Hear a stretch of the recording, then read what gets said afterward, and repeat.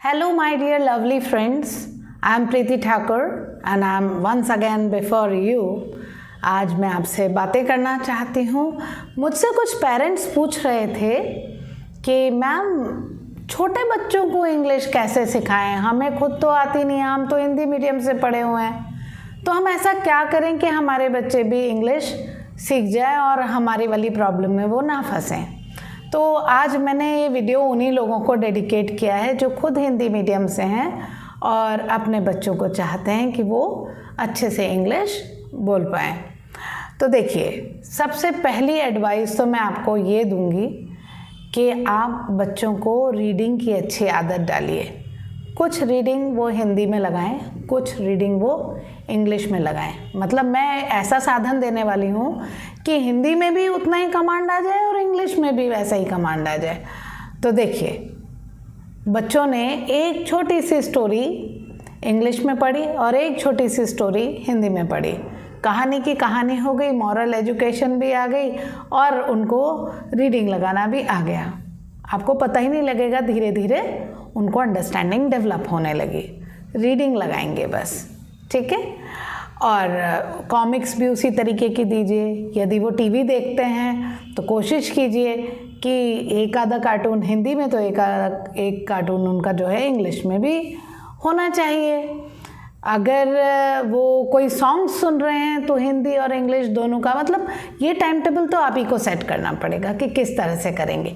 कुछ जो वर्ड्स हैं वो आप उनको बोलना सिखाइए। जैसे आपने क्योंकि हिंदी तो हमारी मातृभाषा है, वो बहुत जल्दी से कैच कर लेंगे, क्योंकि एवरीबडी एज यू सेड कि आप सब हिंदी में बोलते हो, तो वो तो बच्चे को आना ही है। लैंग्वेज की बात कर रही हूँ मैं। तो मान लीजिए आपने उसको कहा कि बेटा ज़रा एक प्याला उठा लाओ, तो बच्चा प्याला ही समझेगा। और आपने कहा कि बेटा एक कप ले आओ, तो बच्चा कप ही समझेगा। तो कोई बात नहीं है, आपने एक बार उसको धीरे धीरे हिंदी बता दिया। आपने बोला चलो चलो जल्दी जल्दी दौड़ो मेरे साथ, run run run come on run run run. अब आपने run run run come on run run run आपने कितनी बार बोल दिया है ना, तो उसको एक बार पता लग गया कि दौड़ना है। मैं ट्रांसलेशन सिखाने के लिए नहीं बोल रही हूँ, मैं सिर्फ ऐसा बोल रही हूँ कि बच्चों को कुछ वर्ड्स देना शुरू कीजिए, क्योंकि आप सारी इंग्लिश नहीं बोल सकते हैं। तो अब मैं आपको ये भी नहीं कह सकती आप इंग्लिश सीखने चले जाओ। चले जाओगे तो भाई बच्चों का तो भाग्य ही बहुत खुल जाएगा यदि आप इंग्लिश सीख लेते हैं। तो फिर तो घर में ही ट्रेनर उनको मिल जाने वाला है। बट आप क्या कीजिए कि बच्चों के साथ में मिक्स लैंग्वेज बोलिए। कुछ वर्ड्स इंग्लिश के डालिए, कुछ वर्ड्स हिंदी के डालिए। ऐसा नहीं कि शुद्ध हिंदी या शुद्ध इंग्लिश पे चल रहे हैं, डोंट डू लाइक दैट। बच्चों के साथ में इस तरीके का आपको व्यवहार रखना पड़ेगा। दूसरी बात, आप डेली रूटीन में इंग्लिश को कैसे शामिल कर सकते हो कि आप उनको बोल सकते हो बेटा मैं आज शाम को आपसे ये फीडबैक लेना चाहती हूँ या चाहता हूँ कि तुमने आज पूरे दिन भर में क्या किया। तो बच्चे बताएंगे पूरी बात, हिंदी में आपको बताएंगे, ठीक है। दूसरे दिन जब वो फिर बताने लगे फीडबैक, तो उनको बोली चलो आज इंग्लिश में बताने की कोशिश करो, तो वो इंग्लिश में बताएंगे। कोई बात नहीं अगर वो थोड़ा थोड़ा हिंदी बोलते हैं, गलत इंग्लिश बोलते हैं, गलत हिंदी बोलते हैं, चलने दो, उसको मत देखना कि गलत या सही।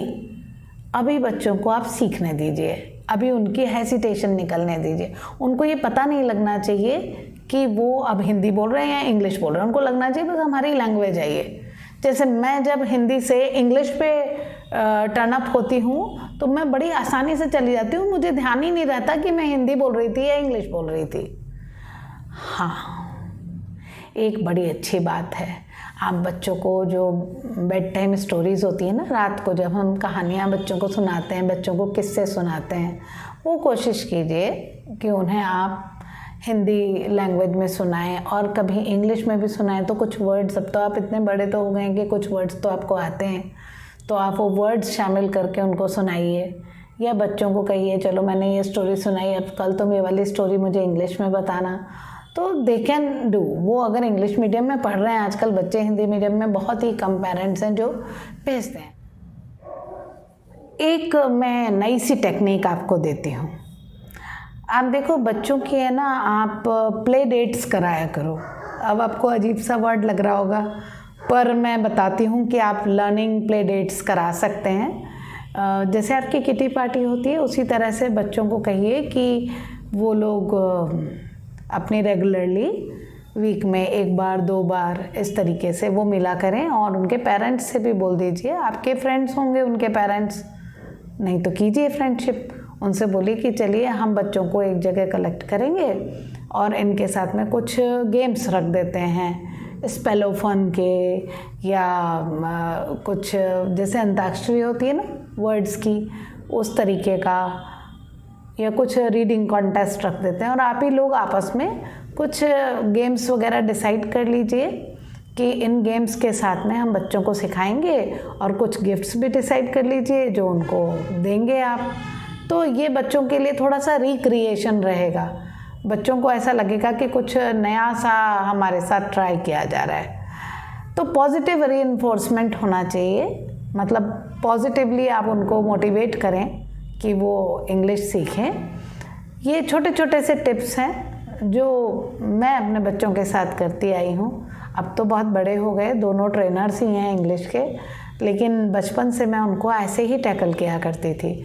और मेरे घर में हिंदी भी पूरी बोली जाती है और इंग्लिश भी कम्प्लीटली सबको आती है, तो नो वरीज एट ऑल। आपको यदि मेरी किसी भी सहायता की ज़रूरत है, आपको पर्सनल क्लासेस चाहिए, स्मॉल ग्रुप क्लासेस चाहिए, किसी भी तरीके की अगर नीड है तो आप कांटेक्ट कीजिए। मेरा नंबर आपको डिस्क्रिप्शन बॉक्स में भी मिल जाएगा। एंड आपको और कुछ भी आइडियाज़ अच्छे अच्छे सूझ रहे हों तो प्लीज़ मुझे कमेंट बॉक्स में बताइए, मैं उन्हें अपने नेक्स्ट वीडियोज़ में शामिल करूँगी और I will be very grateful to you. Okay, till then, bye bye, happy learning.